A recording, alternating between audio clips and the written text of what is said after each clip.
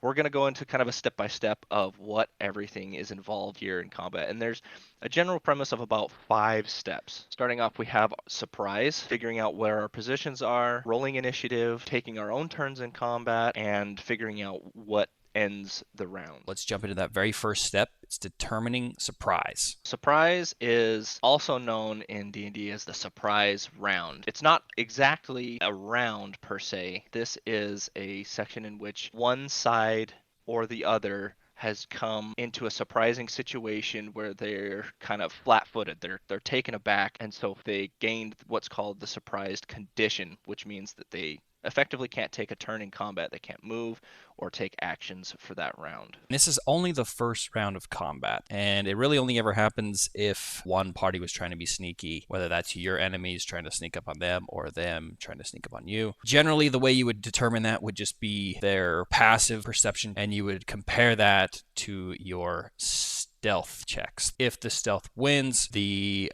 other party that lost that check is going to be the one that's surprised. All in all, that is, in a sense, that's how you determine surprise. Again, if no one's surprised, then you just continue on with normal combat. Going back to our 5 steps of combat, right? We just talked about determining surprise. We're going to move on to rolling initiative. Is that positions next? Oh, whoops.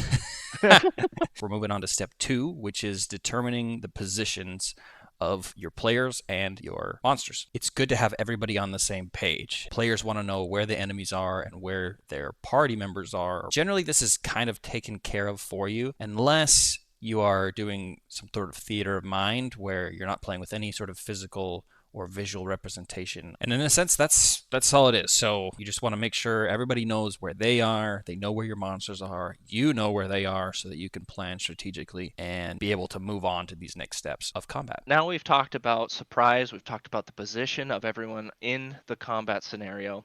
Let's now move on to rolling initiative, figuring out who and what goes first in the order of combat. Everybody loves to hear the DM say, roll initiative, because it marks the start of combat. It's an exciting time, and you finally get to put this giant book to work. What is initiative? It's just, in a simple way, the order that your players and your monsters are going to take their turn. Really, only one way that this is determined is a d20 plus your dexterity modifier. Once you take that combined number, all you do is you just have to stack it up. So someone got 22, they're probably going to start it off at the top of the round. The next monster gets an 18, and so on, all the way down to the very bottom. Now, in the case of a tie, you can go off of whoever has the higher dexterity modifier. And if it's the same on that, I usually break the tie with just another d20 roll. You can be creative with this. There's not really a set way to determine ties. Yeah, and if you're looking for a different way to determine initiative, there are plenty of alternatives. Find them on Reddit and also find them in the DMG. Page 270.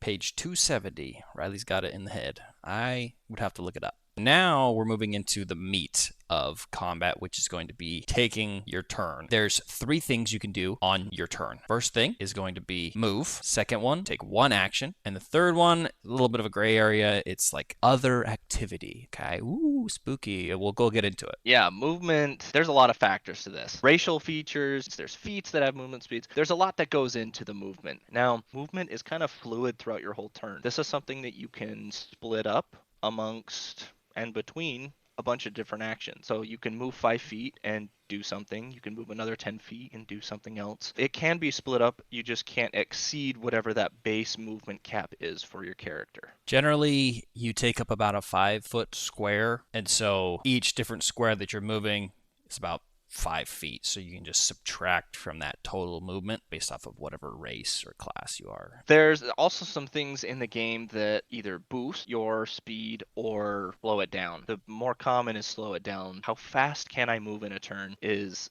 very dependent on your surroundings. So again, calculate your total movement speed, and then remember you can move and you can split up movement, as well as there are different things that can affect how you move. So we talked about movement. Let's move on to your action. This is the heftiest portion of your turn. There's a nice list that can be found in the player's handbook on page 192 of all the things that you can do. So you could choose one of these 10 actions that you take on your turn. The attack action, I mean, we're talking about combat. This is probably going to be the most used when you're in combat, is attacking someone. Swords, bows, crossbows, throwing beer bottles at someone. Okay, that's kind of what this attack action is going to be. The next one on here is casting a spell. Generally on your spell, it's going to tell you how long it's going to take to cast said spell. So one action, that's okay to do here. Now, if you got a 10-minute spell or 1-minute spell, that's out of the question here. You can't do that in one single action. Moving on to dash. Honestly, this is just another movement. So you're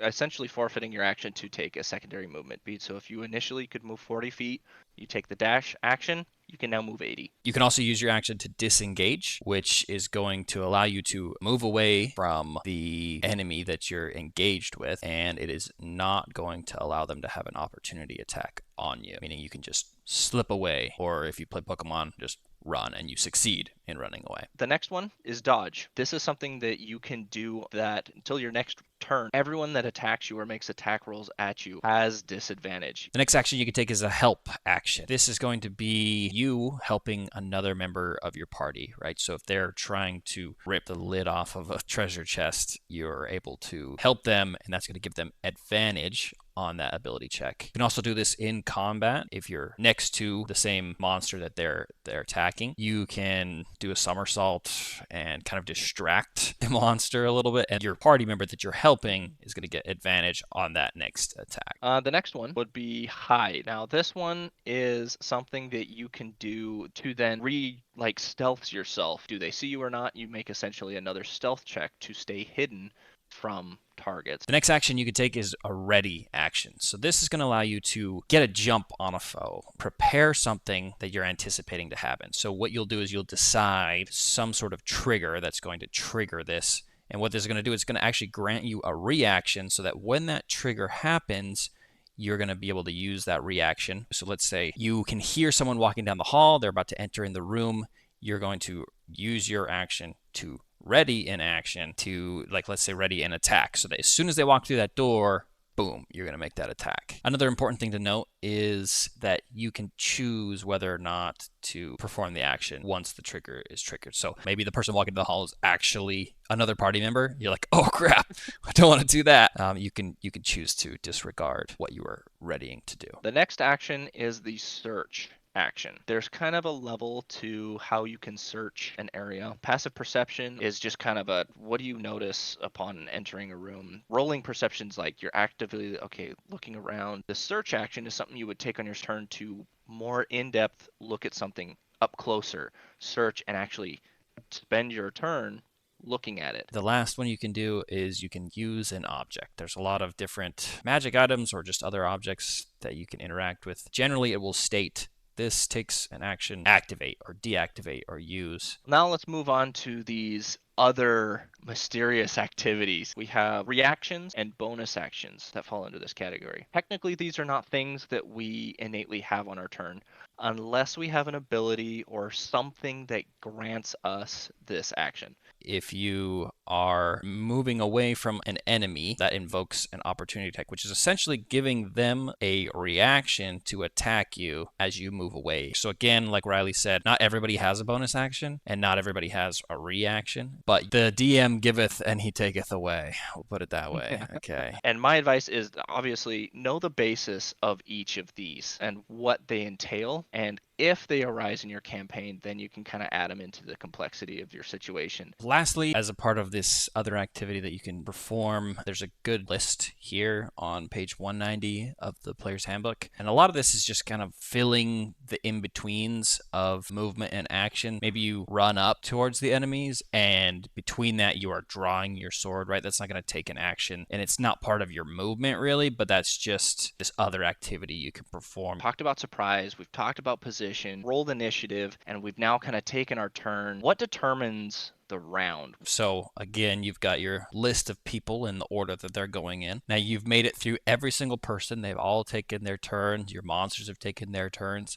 It's time for a whole nother round. And it's important to recognize that all of that stuff that happens in just about 6 seconds of time. Now, granted, we know in real life this is not the case. It does Round not of take combat 6 could seconds. take 30 minutes to go through all this. Yeah. But it is interesting to think that in game, this was a very short amount of time. Everyone technically did everything that they just did this round simultaneously We just split it up to be more organized. And it's good to remember that, each character has their list of actions. They have their movement, their action, their bonus action, if they were granted one, and possible reaction. And once the new round starts, we reset that list. This is basically how it goes. You do round after round until either all the players defeat their foes or maybe they get defeated themselves, which hopefully doesn't happen. But sometimes as DMs, you throw something that might be a little too strong for your players to handle. So until that combat ends, you're just going through this cycle, these 5 steps